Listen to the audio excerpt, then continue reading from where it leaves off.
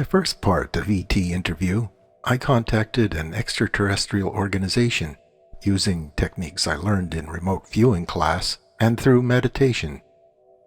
The ETs offered me the opportunity to join their society for my next and future lifetimes after an interview. Amazing as that might seem, the material I'll be discussing here might be more mind-blowing. I've been writing words I hear in my mind, the mental whispers, for the last 20 years. I heard them when I started meditating, and what these whispers were saying were not my own thoughts. How about an example?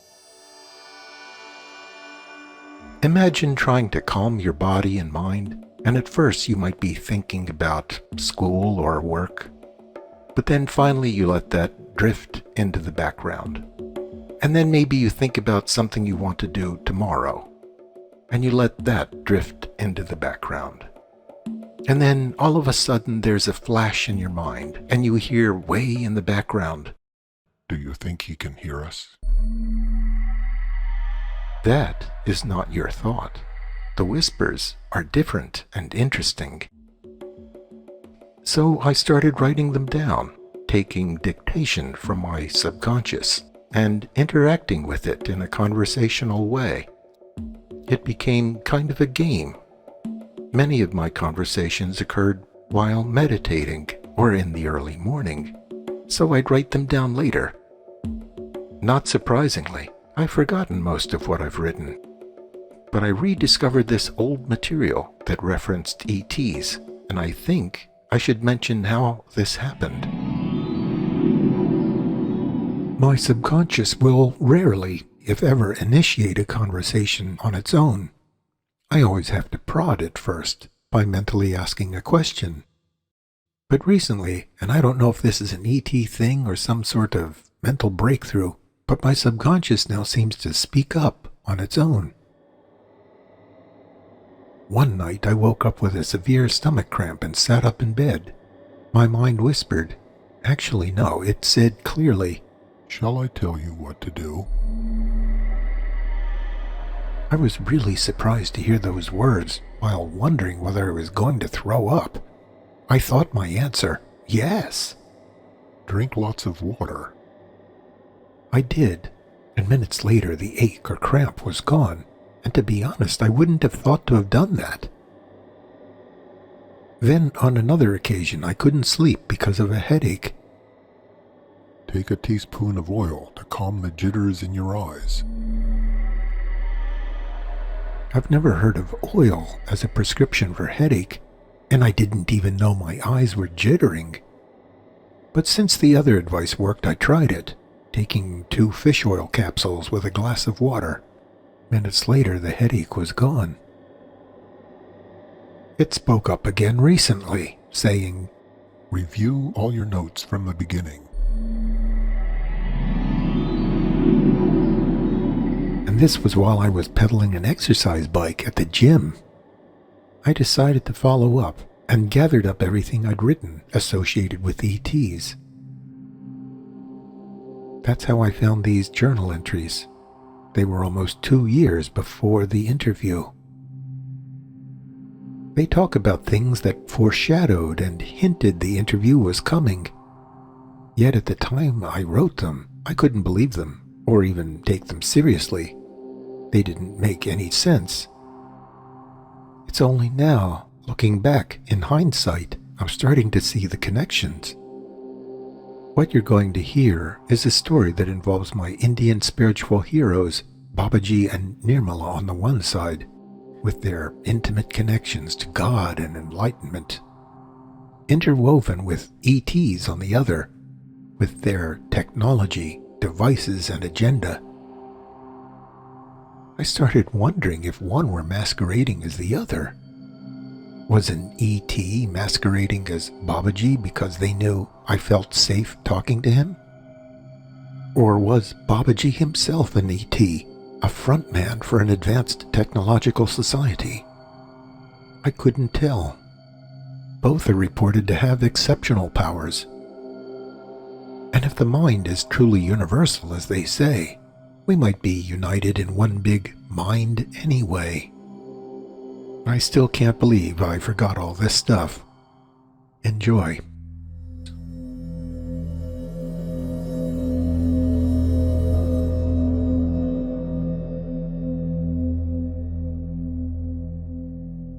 June 1st, 2017, about 2 years earlier. A couple of things happened over the last few months that really affected my thinking. First, I read the book Alien Interview, a reported interview with a single ET survivor of the Roswell flying saucer crash in 1947. Second, I read the book Lacerta Files, a reported interview with a technologically advanced indigenous reptile whom we might think of as an alien. And third, I contacted a content provider on YouTube who worked up a very thorough analysis of Lacerta's scientific theories. He presented them with illustrations in an excellent little homemade YouTube video.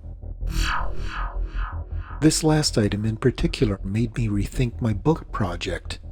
Instead of writing a book, I now saw the benefits of voice acting it on YouTube. June 3rd, 2017, 2 days later. I started meditating, thinking about the 2 books I previously mentioned, and asked my inner mind about them. To my surprise, it responded strongly. Would you like to meet with the extraterrestrials? Now there's a question. I need to think about that one. As I wondered, my thoughts were interrupted. Minimal skill set. Minimal skill set? Wait a minute. Are they referring to me? 2 thoughts hit my mind at the same instant. Had my mental investigations after all these years finally reached the point where such a meeting might be possible? And the other thing, I didn't like the idea of being described as minimal. I played along gracefully. I wouldn't mind meeting the ETs, but I don't want to be experimented upon, probed, or tested. I'd like to grow mentally and have useful results that would somehow benefit myself and others. And in response to that minimal skill set comment, I added, I was a career computer programmer, and I'm used to thinking in an orderly and somewhat repetitive logical way. I couldn't think of anything else to say, so I went back to meditating. But about 30 seconds later, I'll think about it.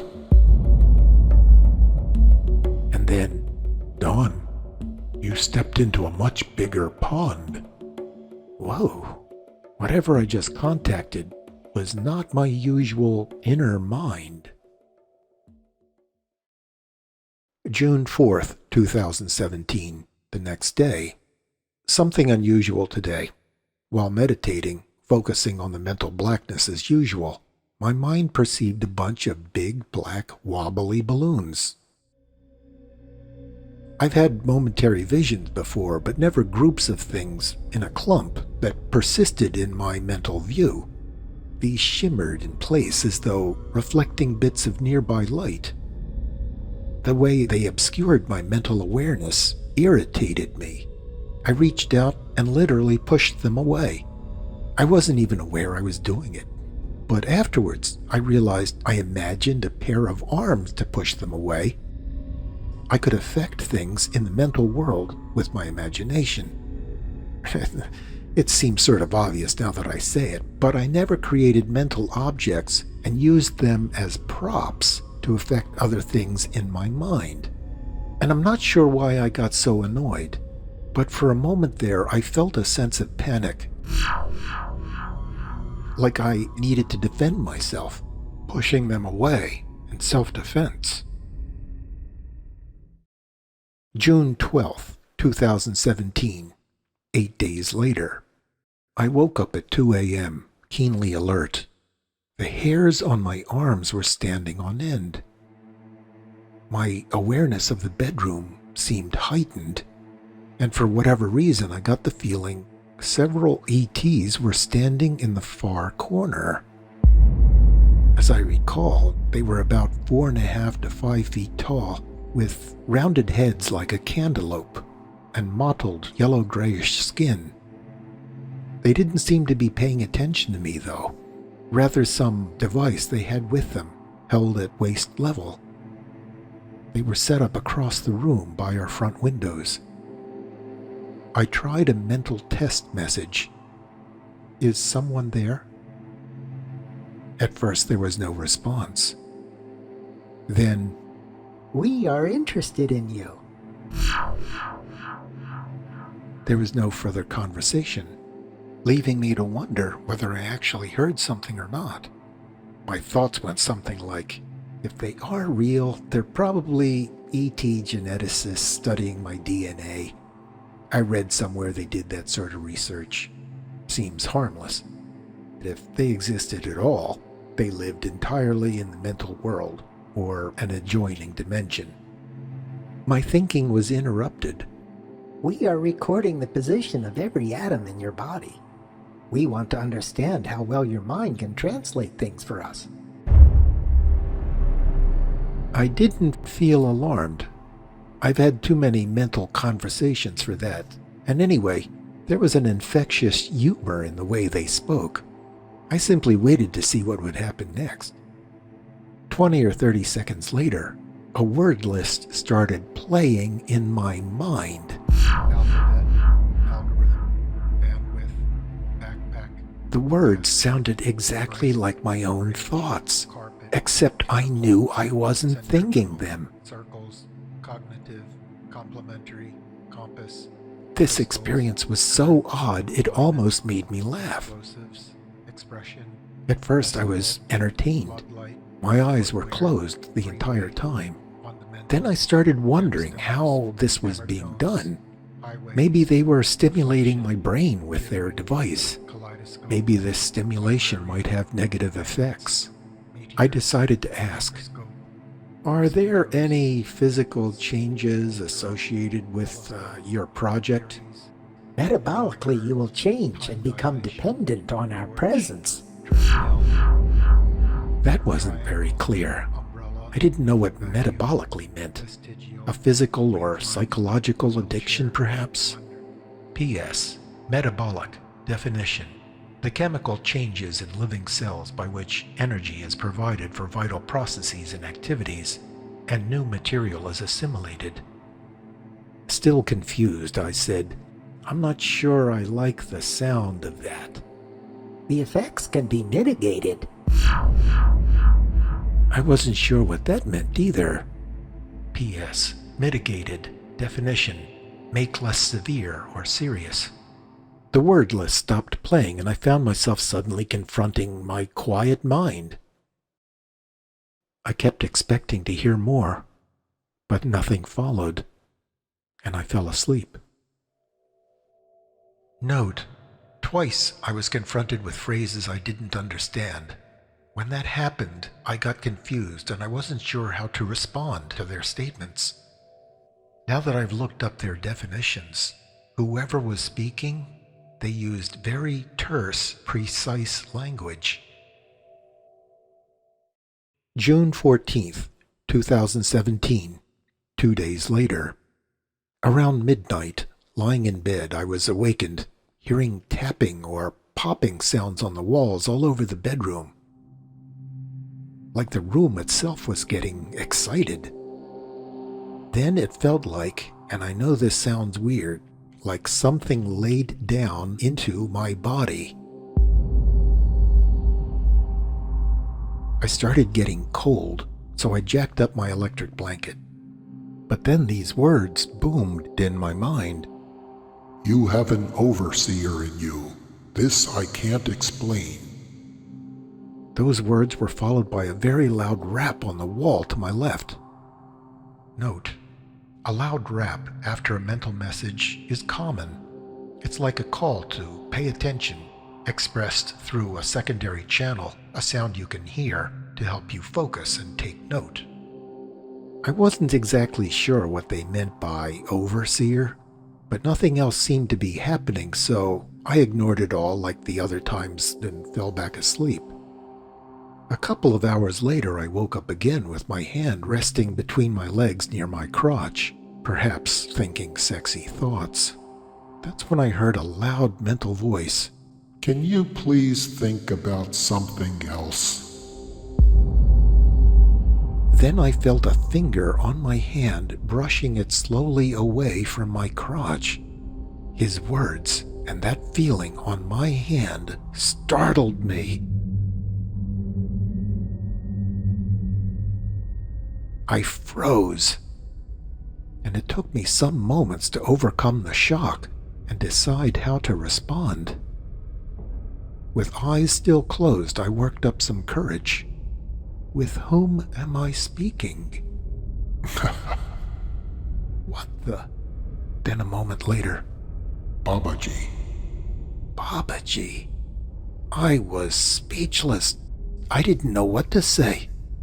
Babaji is the name of the mysterious forefather of the self-realization movement, and I heard he had astounding control over physical reality.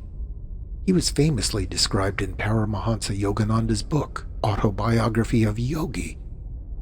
I got the impression Babaji only made appearances if something major was about to happen. But I got hung up on his words, wondering exactly what he meant by "please think about something else."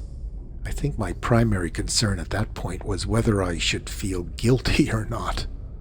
An inner voice realized my dilemma and said, He is from and represents an older spiritual tradition, one that includes celibacy.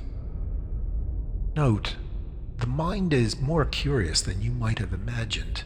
Everybody knows they have a body and a mind, but through meditation, I've become aware of another part of me that can describe things happening in the mental world as though he can see them. While I can see and hear in my earthly dimension, he can't, and is completely oblivious to my physical senses. But when he reports things that happen in the mental dimension, it's as though I were the one that's deaf and blind. I sometimes refer to this other half of me as brother, and you'll see his name pop up now and again. Brother's words explained why he wanted my hand moved, but at this point my mind was reeling. Was I getting far more support from enlightened masters than I realized? This guy is supposed to be major. Finally, I regained some confidence and mentally asked, "I hear you clearly, but I'm wondering about your comments." I laughed because you responded to my words. Meaning what? He visits others and they don't? And anyway, why me? Did this have something to do with my interests in meditation or recording mental conversations? I approached you because you are considered gifted. I represent a small team that delivers messages of power. By team, would that be like a lot of people, a large group of people in a corporate-like organization? More like a round table. More like a round table. This blew my mind, effectively unplugging the conversation. I lay wondering until I fell asleep. June 30th, 2017, 16 days later. In the early morning, laying face up in bed, I was suddenly awakened by some sort of playful mental activity. Let us be God. I felt a powerful jolt in my chest, like a bolt of energy diving through my body, making me bounce with a start in bed. Then I heard more thoughts saying, Son of God. and other divinity praises. Your body will transform into his. This was really strange, like childlike mental energies infatuated with thoughts about God. I've never encountered this before, and didn't know how to deal with it. I decided the safe play was to just ignore it. But they must have heard my thoughts, because next, there was a really loud pop inside my neck, just below the skull, and it scared me. What you have heard is correct. You will start to look like me over time. What does any of this mean? Did they want to take over my physical identity or something? That's when I finally drew the line. You know what? None of this is making any sense. But clearly these beings are powerful. They must have heard my thoughts about taking over. That will not happen. You will mostly be you until you need help. Jeez, now what does that mean? We need an earthly representative for the Star Council. That's it. That effectively unplugged the conversation. Though they went on saying something more about appropriate skills or background or something. I was a little worried through this whole experience. Very different. Several days later, I encountered this, July 5th, 2017. Early this morning, I sensed the ETs with their apparatus again. Let go of your mind. I didn't mess around. I did exactly that. If they were going to hack my brain again and I resisted, I'd get a headache. We're now turning up the volume. I felt a shudder or flinch in my head and neck and a mild form of electricity flowing through my body, like it was slightly vibrating. I heard my mind start saying things all by itself again. Blah, blah, blah. Welcome. Don't care. Cesium. Network. Advice. Eisenhower. Don't know. Don't know. Stasis.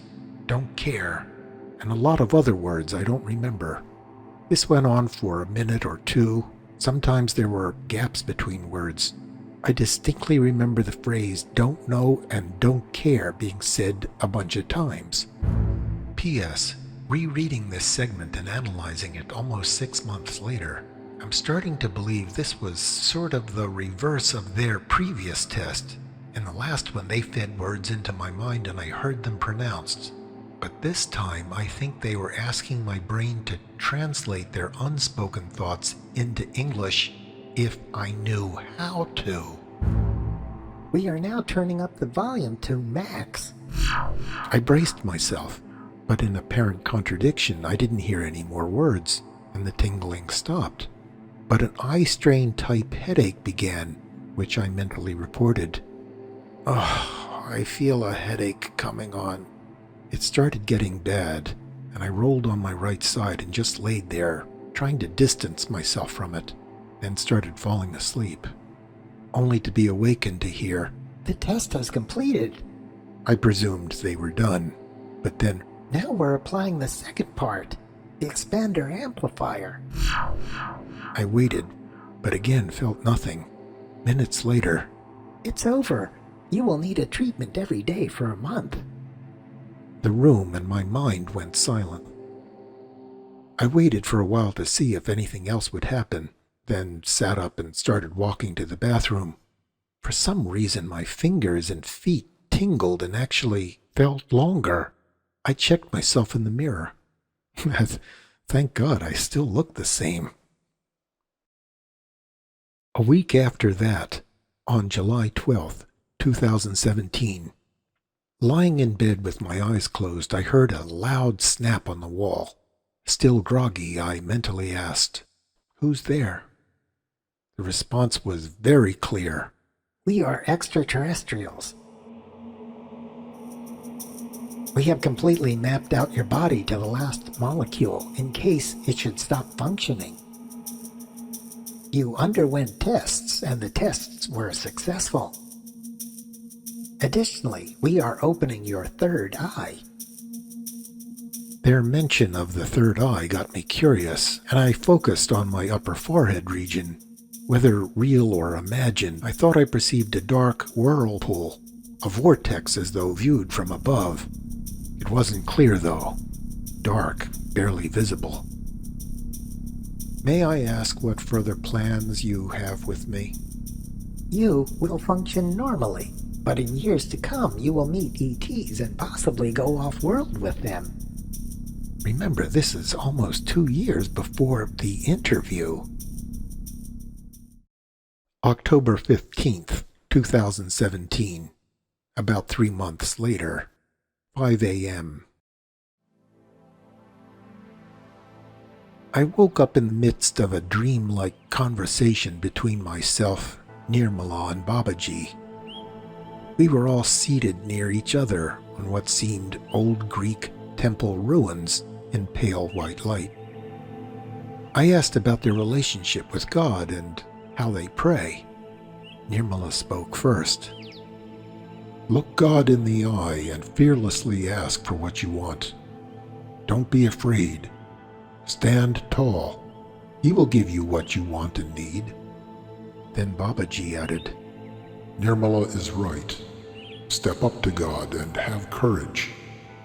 I guess they were coaching me, and I presume they had their reasons. Not sure how to apply their advice. Let's wait and see. October 16th, 2017. The next day. After a nice workout at the gym today, I took a nap in their massage chair. I started to relax, and at some point these words bombarded my mind. You have been selected by the Star Council to be a messenger.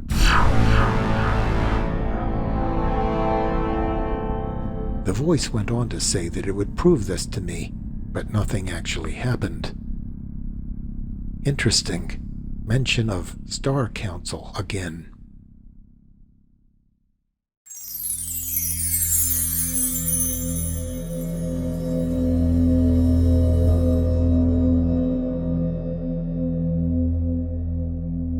Okay, so what's going on here?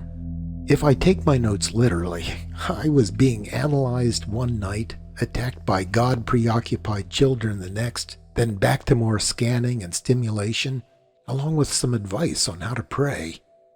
And there was that physical phenomena too, a powerful blast feeling through my chest, and a particularly loud pop at the base of my skull, both of which surprised me at the time, but I ended up ignoring. Wow.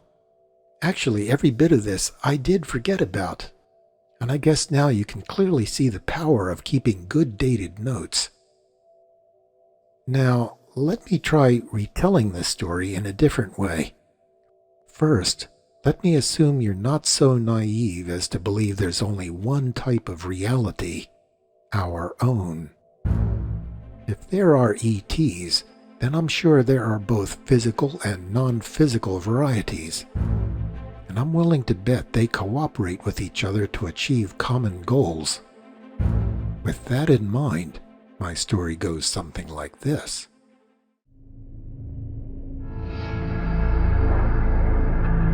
Technologically advanced ETs must have been scouting around the human population for individuals with certain qualifications.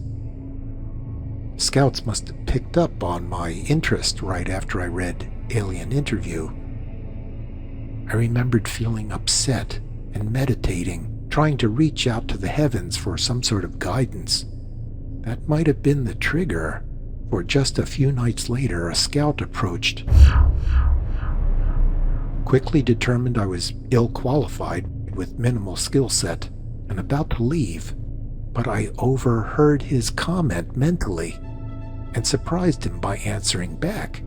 I said I had programming and logic skills in my background, and I did this instinctively and without flinching. I was so used to hearing whispered thought by this point it was no big deal.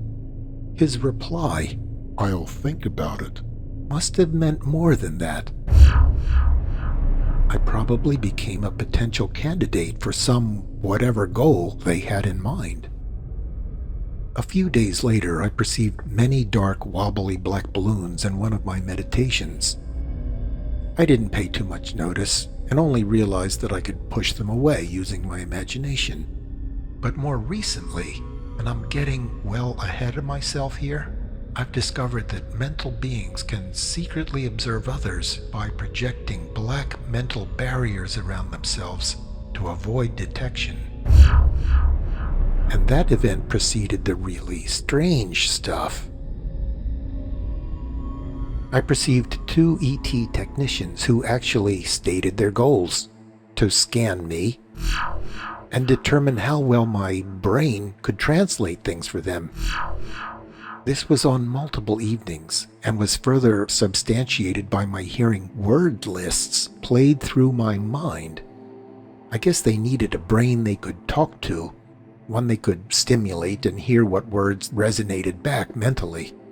What I found particularly interesting was I could actually wonder how they were doing all this while hearing the words play in my mind. Their second test, I believe, was their primary goal. I heard my mind translating their thoughts into English when I knew how to translate them, and said "don't know" for the ones I didn't. That leaves the ones where I said "don't care." What would that be? I wonder if they were sneaking in questions about my own personal preferences, how I wished to be treated, or involved in future projects. Next, I was visited by what the mental energies called an overseer. His presence was apparently detected by an energy or consciousness that lives in or around our house. A louder than usual thud indicated the unusual nature of this event and their concern. Now, I didn't mention this before, but I remembered hearing similar warnings of this nature a few days earlier, which I simply ignored.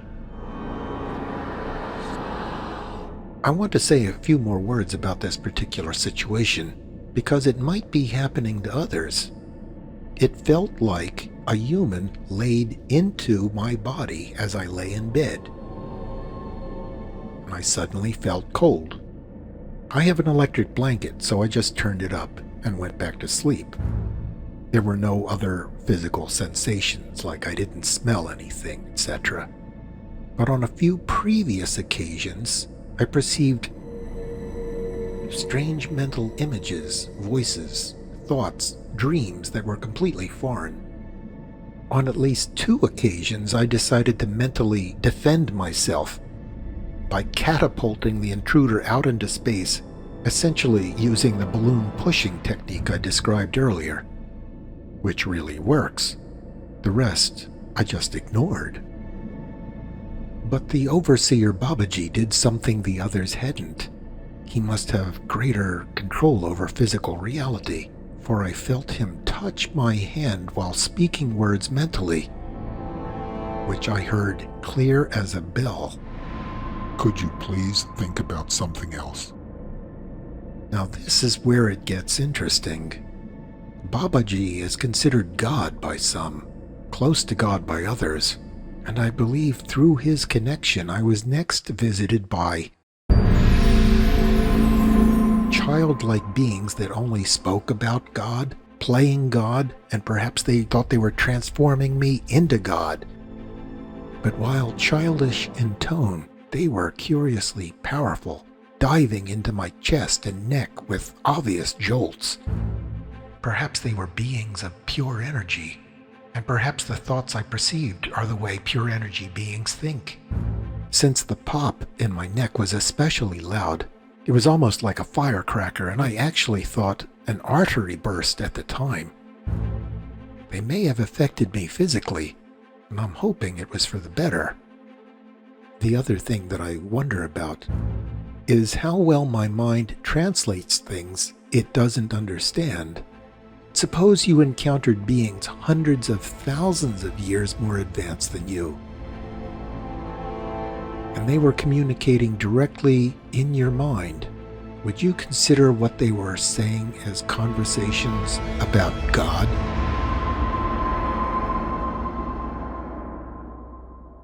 So this is where I'm starting to believe Babaji's reputation about being close to God may actually involve many different intelligences throughout the universe, including ETs and those simplistic but powerful God-focused energy beings. Now, did you notice how all the participants in this story seem to be working with me one after another over a short period of time? This, of course, begs the question, why? They must have some common goal in mind, but what? I have one clue here. Babaji told me he represented a team that delivers messages of power, and the team was not large. More like around a table.